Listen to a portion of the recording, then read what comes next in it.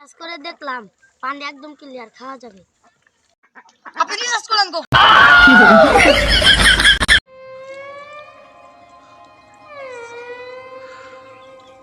কাকা, এই যে আপনি কি করেন? একটু হালকা হইলাম। এই পানি খাওয়া যায়, ছোটবেলা আমরাও করছি। এই পানির কোনো ইফেক্ট নাই। ভাতিজা, পাইপের সমস্যা তো হালকার সাথে পাতলা হয়েছে। ডাক্তার, আমার কি হইলো? কাকা, আপনার কোনো কথা বানাবো না।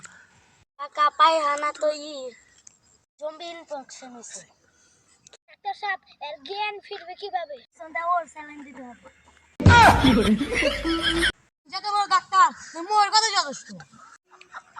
বুঝলাম, ডাক্তার দুইটা। দাঁড়ান, চিন্তার কোনো কারণ নাই। আজ পর্যন্ত জম্বি আমাকে একটা কামড় দিতে পারে না।